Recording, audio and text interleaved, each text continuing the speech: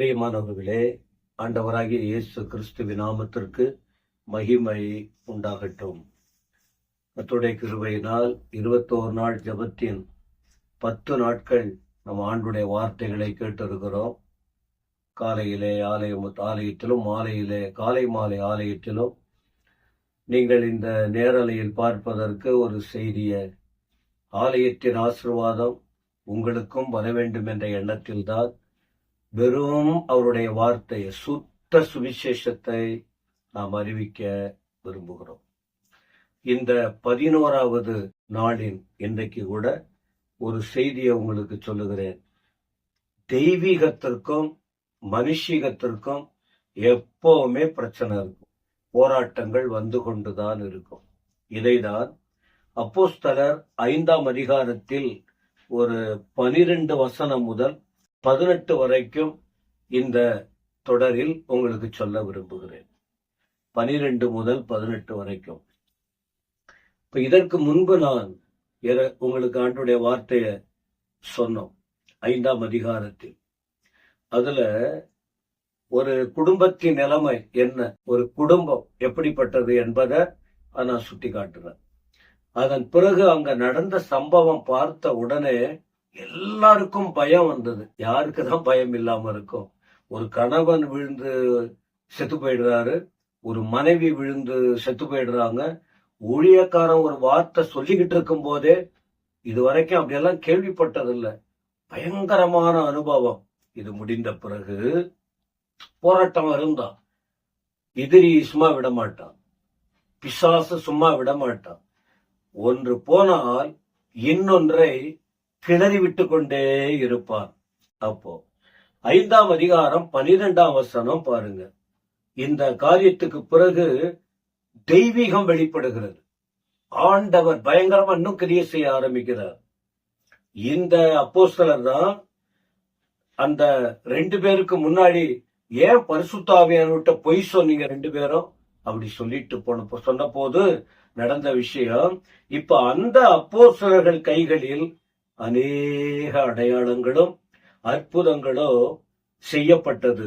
யாருக்குள்ள? ஜனங்களுக்குள்ளே. அற்புதம், அதிசயம்.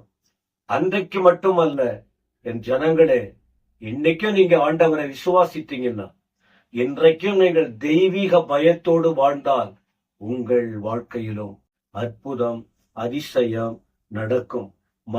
அன்று ஆண்டவர் மூலம் அற்புதம் நடந்தது. இன்று அவரை நம்பின மனிதர்கள் மூலம் அநேகருக்கு ஆசீர்வாதம் வரும்படி தேவன் அற்புதமாய் நடத்தி கொண்டிருக்கிறார். இதை எல்லாரும் சேர்ந்து ஒருமனப்பட்டு சாலமோன் என்பவருடைய மண்டபத்துல காத்திருக்காங்க. நடந்த அற்புத அதிசயம் ஒரு கூட்டம் காத்திருக்கு சாலமோன் மண்டபத்துல. அப்போ 13ஆம் வசனத்துல பார்க்கிற வேளையில் அங்க இவங்களை ஏதாவது ஒண்ணு பண்ணணும்னு ஒரு கூட்டம் காத்துக்கிட்டு இருக்கு பாருங்க. அதனால அவங்க எல்லாரும் என்ன நடக்குது, ஒருவரும் அவங்க கிட்ட பேச கிட்ட போகிறதுக்கு துணிச்சல் வரல. பயம், ஒதுங்கி நிக்கிறாங்க. ஆனால் ஒரு கூட்டம் என்ன செய்து, ஜனங்கள் அந்த தேவ மனுஷர்களை மேன்மைப்படுத்துகிறார்கள். ஆண்டவர் யார் கூட இருந்து நடத்துகிறாரோ அவர்கள் மேன்மைப்படுத்தப்படுவார்கள் என்பதில் சந்தேகமில்லை. மோசேக்கு பிறகு யோசுவாவை கர்த்தர் ஆயத்தப்படுத்தினார்.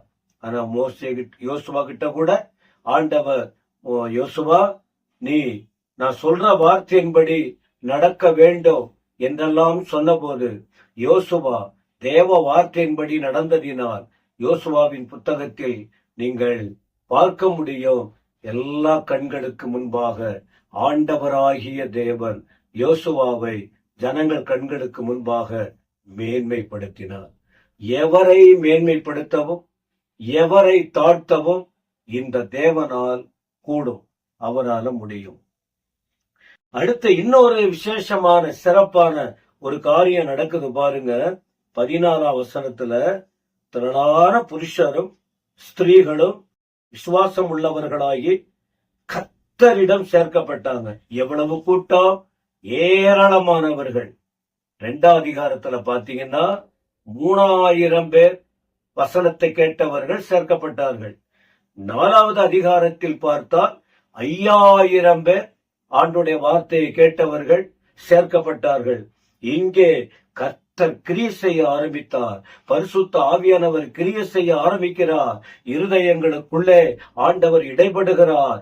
அற்புதம் அதிசயம் வெளிப்பட்டு கொண்டிருக்கிறது. இதை பார்த்த உடனே ஜனங்களுக்குள்ளே விசுவாசம் வந்துவிட்டது. அநேகர் ஆண்டவர் பக்கம் திரும்பினார்கள். அடுத்த வார்த்தை பாருங்கள், 15ஆம் வசனம். பிணியாளிகளை படுக்கையின் மேல, கட்டில்களின் மேல கிடத்தி, அப்படின்னா நடக்க முடியல, அவங்களால நடக்க முடியாதவங்க. அவங்க விசுவாசம் என்ன பாருங்க, பேதுரு நடந்து போனால் நிழலாயிலும் அவங்க மேல பட்டா அவங்க சுகமாயிடும் அப்படிங்கிற எண்ணத்துல என்ன விசுவாசம் பாருங்க. ஏன்னா ஏற்கனவே இந்த பேதுரு மூலமாக அவர் குறிப்பிட்ட வார்த்தையில் வல்லமை இருந்தது. அதனால இப்ப அந்த பேதுரு நடந்து போனா போதும், ஒரு அற்புதம் நடக்குங்கிற விசுவாசத்துல எல்லாரையும் கொண்டு வந்து வைக்கிறாங்க. எங்க சுற்று பட்டணங்களிலும் இருந்து திரளான ஜனங்கள் பிணியாளிகளையும் அசுத்தாவிகளால் பாதிக்கப்பட்டவர்களையும் எருசலேமுக்கு கொண்டு வந்தார்கள். அவர்கள் எல்லாரும் குணமாக்கப்பட்டார்கள். கர்த்தரை நம்பி வாழ்ந்தார். ஆண்டவர் வார்த்தையை விசுவாசித்தார். தேவனுக்கு கீழ்ப்படிந்து அந்த தேவன் மீது நம்பிக்கை வைத்து வரும்போது மனிதர்கள் பயன்படுத்துகிறார். ஆனால் கிரியை செய்வது ஜீவனுள்ள தேவன். அதனால என்ன ஆனது பாருங்க.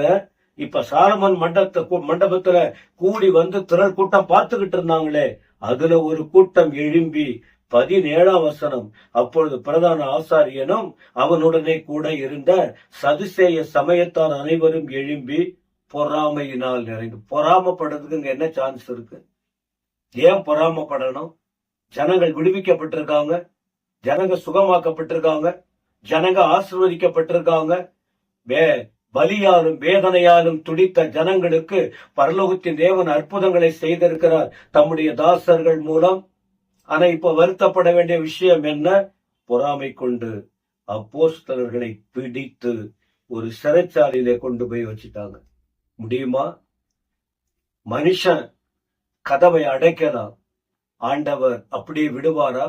அடுத்த ஒரு பகுதியில் நீங்க தொடர்ந்து கேளுங்க, என் தேவன் எப்படிப்பட்டவர் என்றும் அவர் என்னெல்லாம் செய்ய முடியும் என்றும் நீங்க கேட்பீங்க.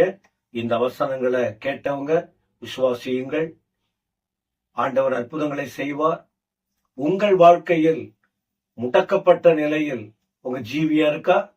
தேவன் உங்களுக்கு அற்புதங்களை செய்து உங்கள் வாழ்வை புதுப்பித்து மேன்மைப்படுத்த அவர் போதுமான தேவனாக இருக்கிறார். கர்த்தர் உங்களை ஆசீர்வதிப்பாராக. ஆமென், ஆமென்.